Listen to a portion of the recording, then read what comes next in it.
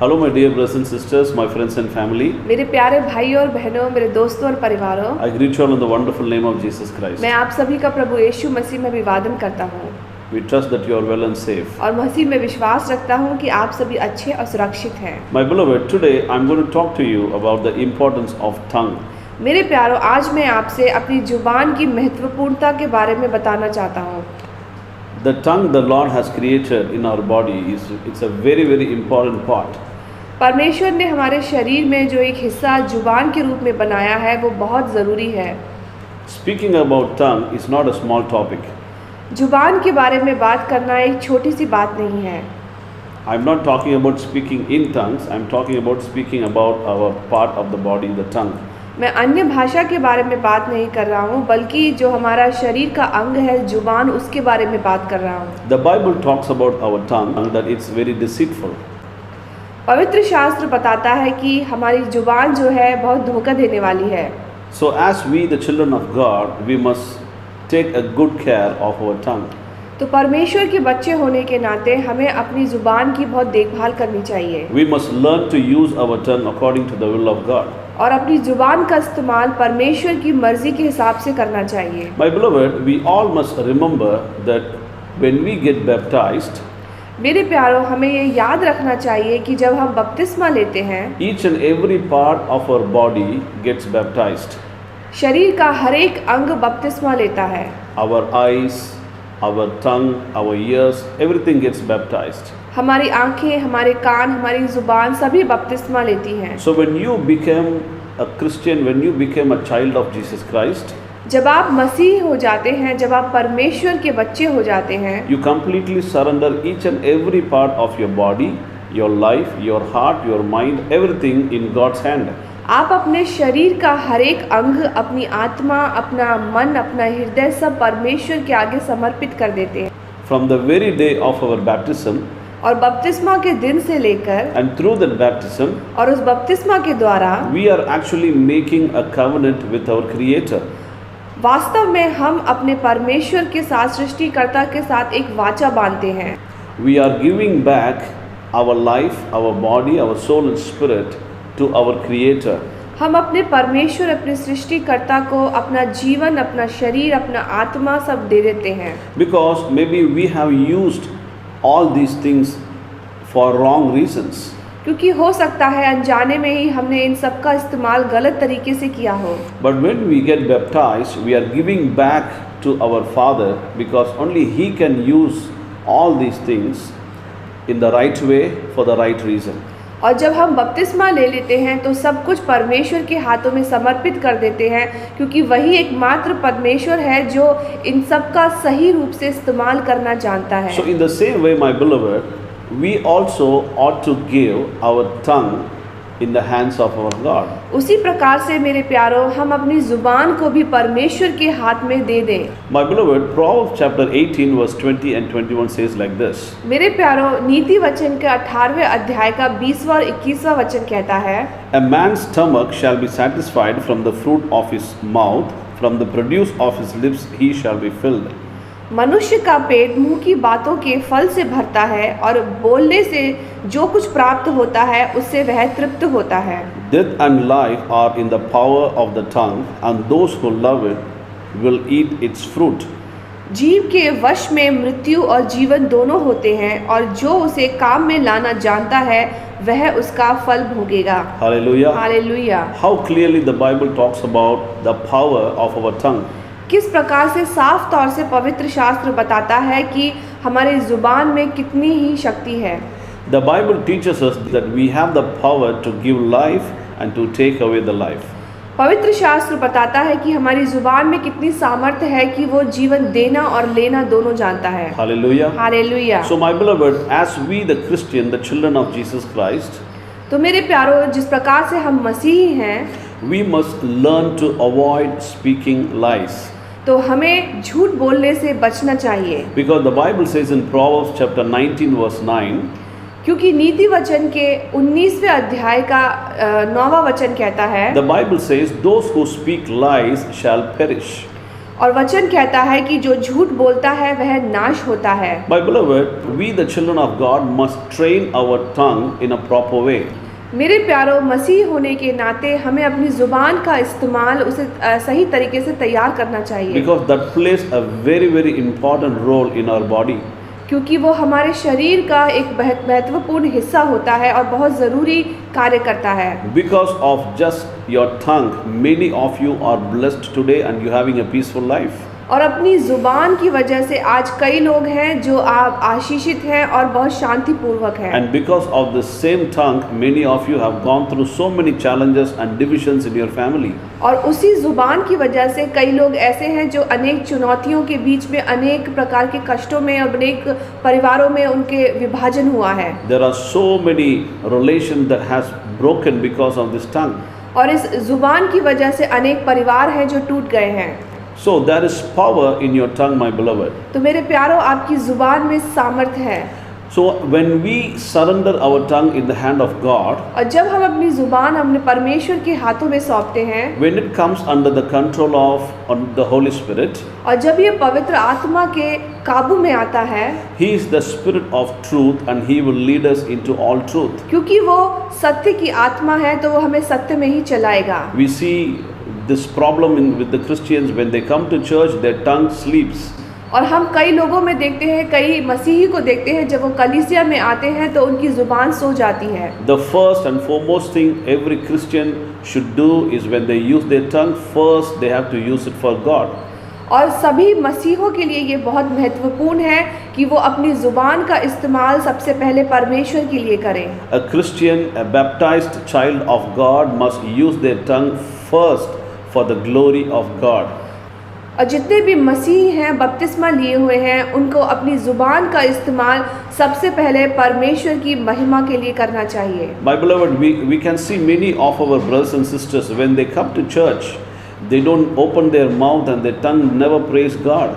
मैंने कई ऐसे लोगों को देखा है, ऐसे मसीही को देखा है, जब वो परमेश्वर के सम्मुख आते हैं, कलीसिया में आते हैं, तो अपनी ज़ुबान को खोलते नहीं हैं, इस्तेमाल नहीं करते हैं परमेश्वर की आराधना करने में, उनकी स्तुति करने में। Their tongue feels so shy to open their mouth and worship the Creator. वो अपने ज़ुबान का इस्तेमाल करने में इतना शर्माते हैं, परमेश्वर के उपासना करने में बहुत ज़्यादा हिचकिचाते हैं। Many of our Christians, they come to church but they don't know to pray. कई मसीही ऐसे हैं जो कलीसिया में आते हैं लेकिन प्रार्थना करना नहीं जानते हैं। When the pastor preaches in the church and if he wants someone to read a verse aloud and we see nobody reads. और जब पासवान कलीसिया में किसी से बोलते हैं कि पवित्र शास्त्र पढ़े जोर से, तो उनकी आवाज़ नहीं आती है। Only few in the church they read aloud. और सिर्फ कुछ ही लोग हैं कलीसिया में जो जोर से पढ़ते हैं। But they use their tongue to talk to their friends and joke and tease others. लेकिन उसी ज़ुबान का इस्तेमाल कई लोग अपने दोस्तों से बात करने के लिए, उनका मजाक उड़ाने के लिए, उनसे व्यंग करने के लिए करते हैं। But the tongue becomes so active when it shouts at others and fights with others. और यही ज़ुबान इतनी सक्रिय हो जाती है जब किसी से लड़ाई करनी होती है या किसी के ऊपर चिल्लाना होता है। The tongue becomes more active outside the church than being inside the church. और ये ज़ुबान कलीसिया के बाहर ज़्यादा सक्रिय होती है, ना कि कलीसिया के अंदर। We see men talk about politics for so many hours. हम कई पुरुषों को देखते हैं कि राजनीति के बारे में कितनी देर तक वो बात करते हैं, चर्चा करते हैं। And I have seen men and women and mostly young people, they talk about cricketers and how the game went so loud and strong.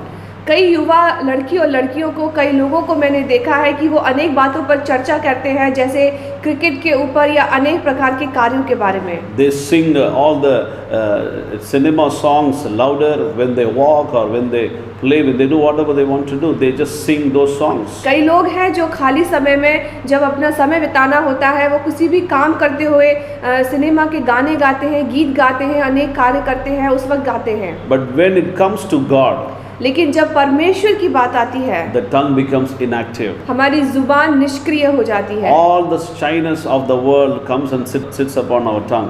और संसार की सभी प्रकार की जो शर्म है, जो हिचकिचाहट है, वो हमारे ऊपर आ जाती है। All the fear of the world comes and sits on our tongue. संसार का हर एक भय हमारे जुबान के ऊपर बैठ जाता है। And the children of God are hesitant to open their mouth and speak about Jesus Christ. और कई मसीही ऐसे हैं जो परमेश्वर के बारे में बात करने में, उसके बारे में चर्चा करने में शर्माते हैं, हिचकिचाते हैं। Sometimes our tongue is so shy or it's so scared about speaking Jesus Christ to others. कई बार हमारी जुबान बहुत हिचकिचाती है, बहुत ज़्यादा संकोच में रहती है कि हम यीशु मसीह के बारे में चर्चा करें। You have to use your tongue first for the glory of God. अपनी जुबान का इस्तेमाल सर्वप्रथम परमेश्वर की महिमा के लिए करें। In whatever way your tongue can be useful to the glory of God. जिस प्रकार से परमेश्वर की महिमा करने के लिए आप अपनी जुबान का इस्तेमाल कर सकते हैं, You have to train your tongue for that. अपनी जुबान को उस प्रकार से आप इस्तेमाल करें। Read the Bible louder. पवित्र शास्त्र जोर से पढ़ें। Open your mouth and pray in the church. अपना मुंह खोलकर कलीसिया में जोर से प्रार्थना करें। Use your tongue and worship the Creator. अपनी जुबान का इस्तेमाल परमेश्वर अपने सृष्टिकर्ता की आराधना के लिए इस्तेमाल करें। Don't worship and pray in your mind, अपने मन में परमेश्वर की आराधना ना करें, because God did not create you without your tongue. क्योंकि परमेश्वर ने आपको जुबान के बिना नहीं बनाया है। Speak the good things to others, दूसरों से अच्छी बातें करें, because the Bible says there is power in your tongue. क्योंकि पवित्र शास्त्र कहता है कि आपकी जुबान में सामर्थ है। My beloved, we have to be very careful in two things when it comes to tongue. मेरे प्यारों, हमें दो बातों का ध्यान रखना चाहिए जब हम जुबान को खोलते हैं। Number one is lying with our tongue, पहली बात कि अपनी जुबान से झूठ बोलना, and number two is tasting with our tongue. और दूसरी बात अपनी जुबान से स्वाद लेना। My beloved, the Bible says that lying is an abomination in the sight of God.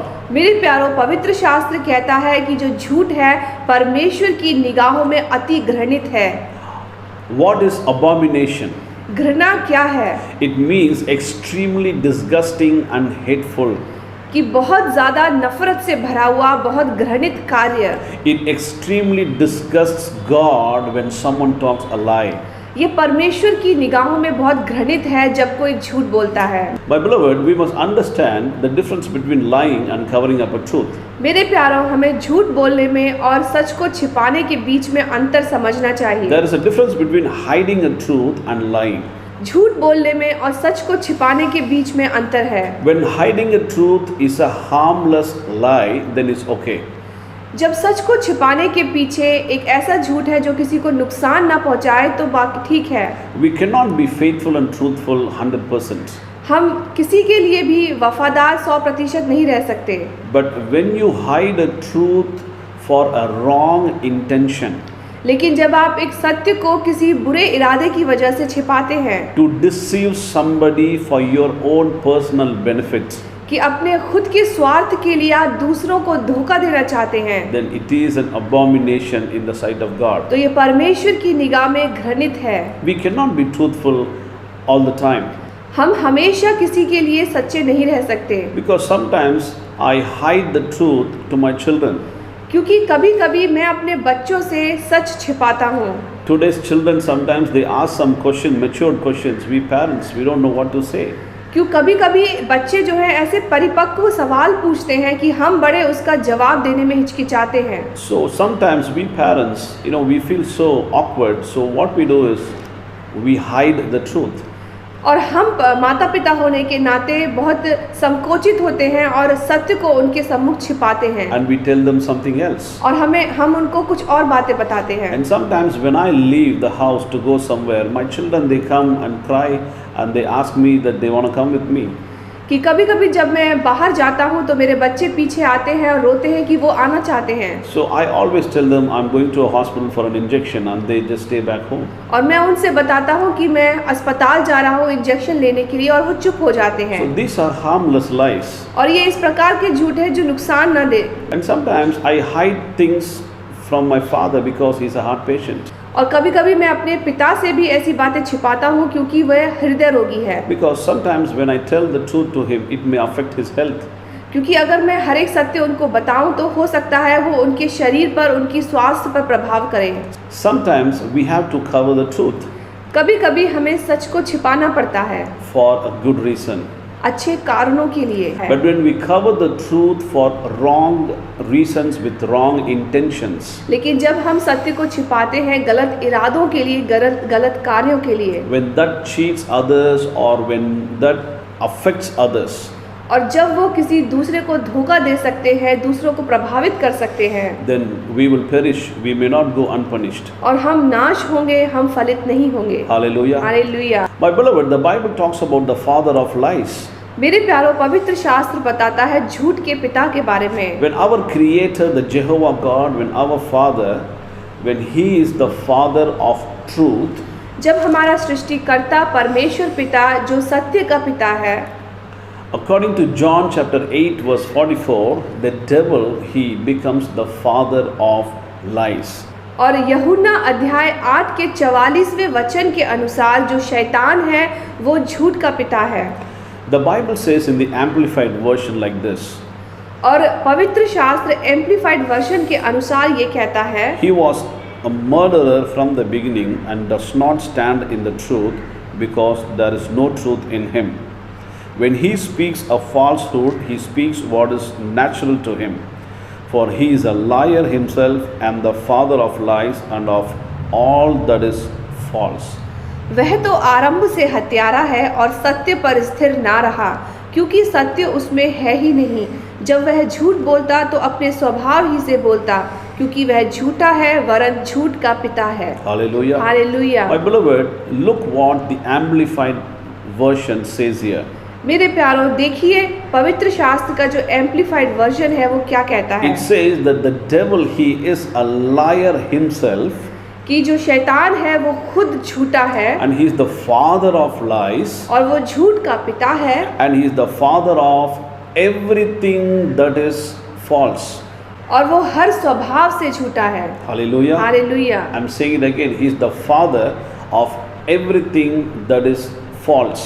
और वो हर बात से, हर स्वभाव से झूठा है। For everything that is wrong, for everything that is a lie, for everything that is false, he is the father. और हर एक बात जो अस्थिर है, जो हर एक बात जो गलत है, उन सब का वो झूठा पिता है। But our Lord Jesus Christ, he is the father of truth. लेकिन हमारा परमेश्वर यीशु मसीह वो सत्य का पिता है। Because the Bible says the devil, he is the liar himself. क्योंकि पवित्र शास्त्र जिस तरह से कहता है कि शैतान खुद एक झूठ का पिता है, And our Lord Jesus Christ, he is the truth and he is the way and he is the life. और हमारा यीशु मसीह जो सत्य, मार्ग और जीवन है, He is the truth himself.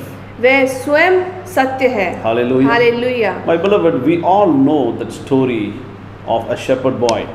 मेरे प्यारों, हम उस चरवाहा की कहानी के बारे में जानते हैं। When he was lying about a wolf coming, all the villagers came to rescue him. और जब वो गांव वालों से झूठ बोल रहा था कि जो भेड़िया है उसे खाने के लिए आ रहा है, सभी जो गांव वाले थे उस पर विश्वास करने लगे। When he was shouting wolf, and every villagers ran towards him to rescue him and the sheep. और जब वो भेड़िया बोलकर चिल्ला रहा था जोर से, सभी जो गांव वाले थे उसको बचाने के लिए दौड़ पड़े। But later when the people learned that he is just making fun of their fear, then they stopped coming and helping him.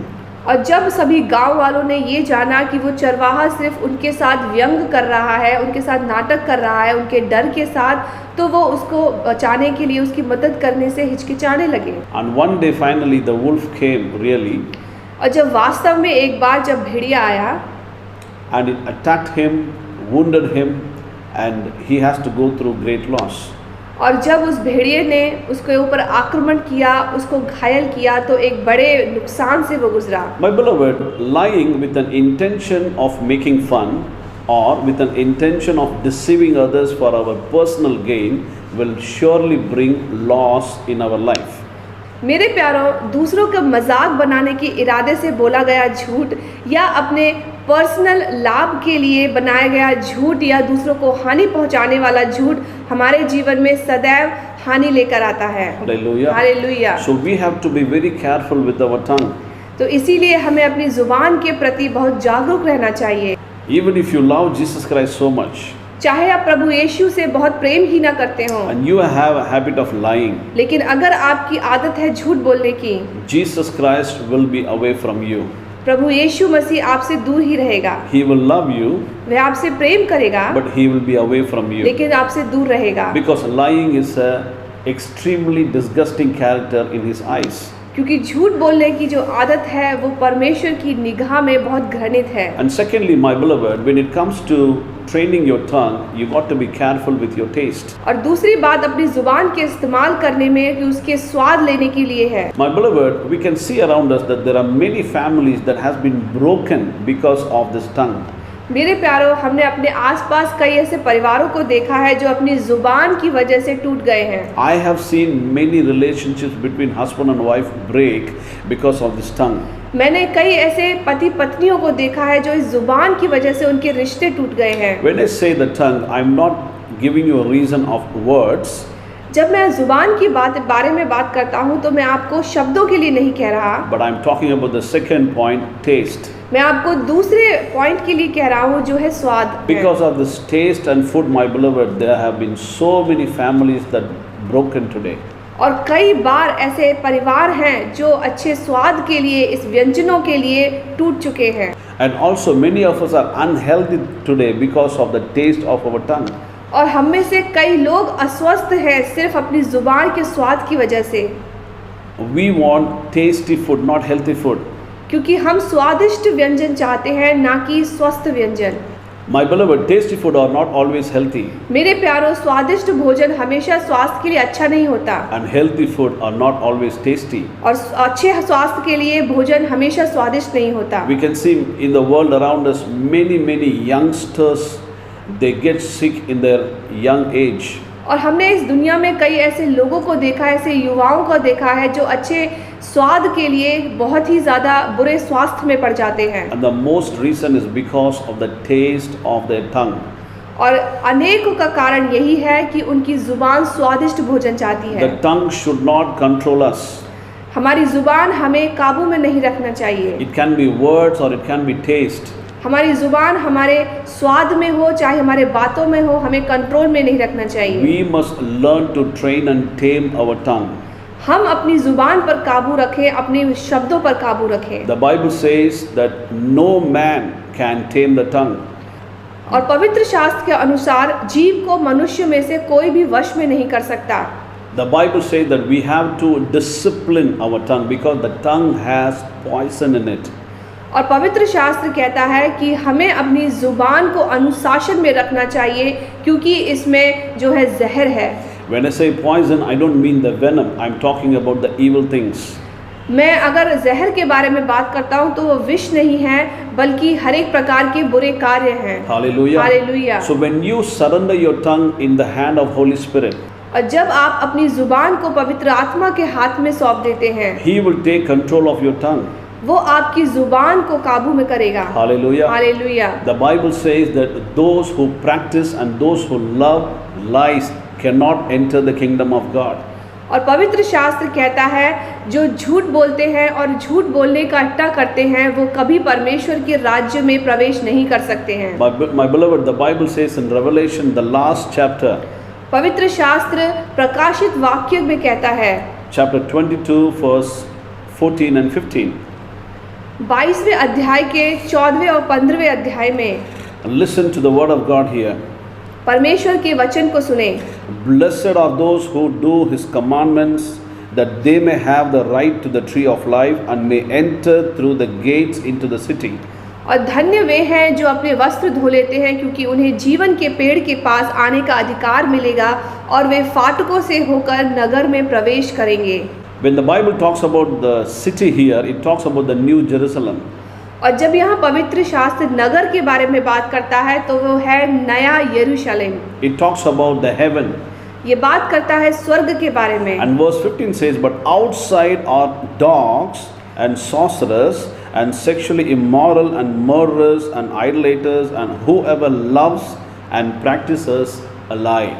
और 15वां वचन कहता है, पर कुत्ते और टोहने और व्यभिचारी और हत्यारे और मूर्ति पूजक और हर एक झूठ का चाहने वाला और गढ़ने वाला बाहर होगा। And 1 Peter chapter 3 verse 10 says like this, he who would love life and see good days, let him refrain his tongue from evil and his lips from speaking deceit. और पहले पत्रस के 3 अध्याय का 10वां वचन कहता है, क्योंकि जो कोई जीवन की इच्छा रखता है और अच्छे दिन देखना चाहता है, वह अपनी जीभ को बुराई से और अपने होठों को छल की बातें करने से रोके रहे। If you want good days in your life, अगर आप अपने जीवन में अच्छे दिन देखना चाहते you हैं, have to refrain your tongue from many things that is evil in the sight of God. आप अपनी जुबान को, अपनी जीभ को अनेक ऐसी बातों से दूर रखें जो आपको बुराई की ओर लेकर चलती है। Proverbs chapter 12 verse 22 says like this: नीति वचन का 12वें अध्याय का 22वां वचन कहता है, Lying lips are an abomination to the Lord, but those who deal truthfully are his delight.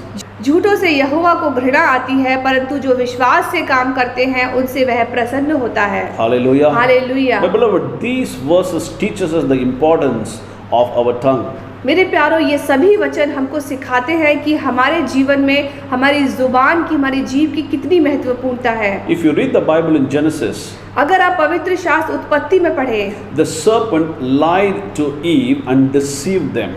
और शैतान ने, उस धूर्त सर्प ने हव्वा के साथ झूठ बोला और उसे धोखा दिया। And when they believed that lie, the Lord sent them out of the Garden of Eden. और जब उस हव्वा ने उस धूर्त सर्प पर विश्वास किया तो परमेश्वर ने उनको उस ईडन गार्डन से बाहर भेज दिया। They lost such a blessed presence of God.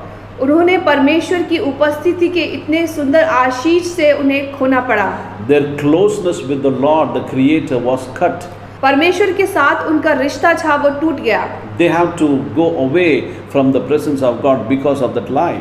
उनको उस परमेश्वर की उपस्थिति से दूर जाना पड़ा उस एक झूठ की वजह से। My beloved, if you look at the life of Jacob, मेरे प्यारो, अगर आप याकूब का जीवन देखें, Jacob lied to his father to receive the birthright.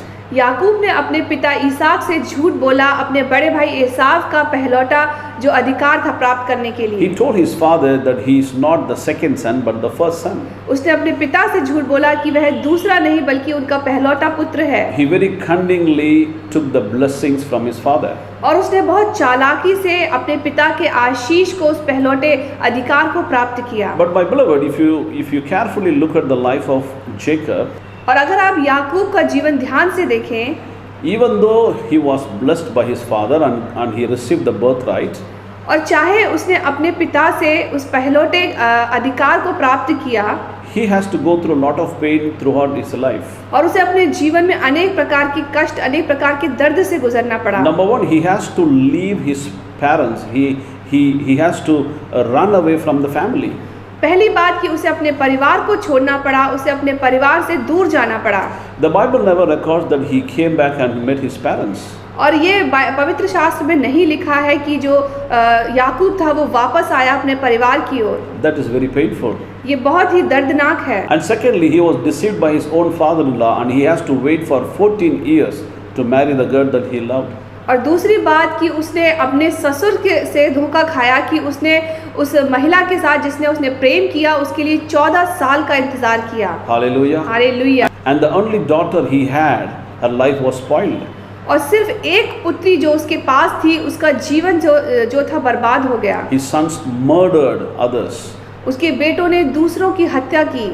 And Joseph, the son that he loved the most, और यूसुफ जिसको याकूब ने बहुत प्रेम किया, was separated from him by his own children. और अपने बच्चों से वो अलग कर दिया गया। So Jacob has to go through all this pain in his life because of that one lie. और याकूब को इन सब दर्द से गुजरना पड़ा क्योंकि उसने वो एक झूठ बोला था अपने पिता से। And we all know about Elisha the prophet. और हम सभी एलीशा उस भविष्यवक्ता के बारे में जानते हैं। And his servant Gehazi lied to Elisha and he was stuck with leprosy. और उसका जो सेवक था गेहजी, उसने एलीशा से झूठ बोला जिसकी वजह से वो कोढ़ प्राप्त कर पाया। In Acts chapter 5 we read about Ananias and Sapphira. और हम प्रेरितों के अध्याय 5 में हनन्या और सफीरा के बारे में पढ़ते हैं। The Bible says when they were lying to the Holy Spirit, they died on the same place.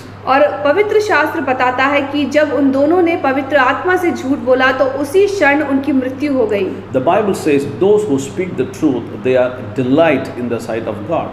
और पवित्र शास्त्र कहता है कि जो लोग सत्य बोलते हैं वो परमेश्वर उनसे प्रसन्न होता है। My beloved, you must train your tongue first for the glory of God. मेरे प्यारो, आप अपनी जुबान का इस्तेमाल सबसे पहले परमेश्वर की महिमा के लिए करें। Don't train your tongue just to talk about the celebrities and the cricketers and talk about the politics. अपनी ज़ुबान का इस्तेमाल सिर्फ अनेक चर्चित हस्तियों के लिए, अनेक प्रकार के कलाकारों के लिए या राजनेताओं के लिए ही ना करें। I'm not saying it's wrong, मैं ये नहीं कह रहा कि ये गलत है, but God did not create your tongue for that. लेकिन परमेश्वर ने आपकी ज़ुबान को, आपकी जीभ को इसलिए नहीं बनाया। Discuss the word of God. परमेश्वर के वचन की चर्चा करें Discuss about what your pastor preached last Sunday.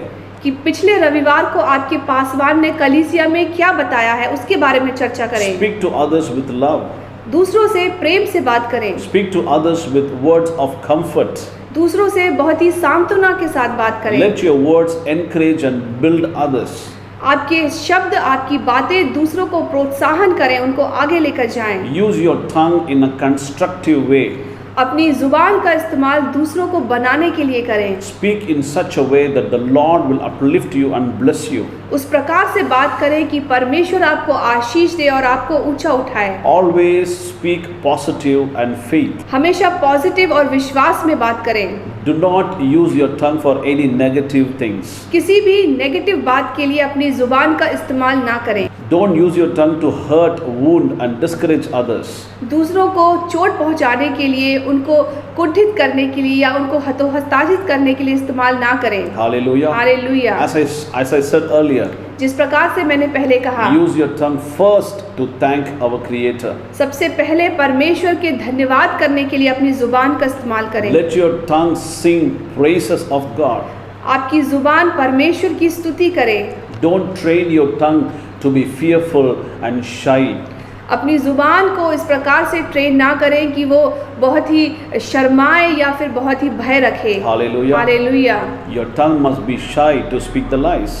आपकी जुबान सिर्फ झूठ बोलने के लिए शर्माए। My beloved, मेरे प्यारो, train your tongue. अपनी जुबान को तैयार करें। May the Lord bless you परमेश्वर आपको आशीष दे and may the Lord bless this word. और परमेश्वर इस वचन को आशीष दे। Amen. आमीन।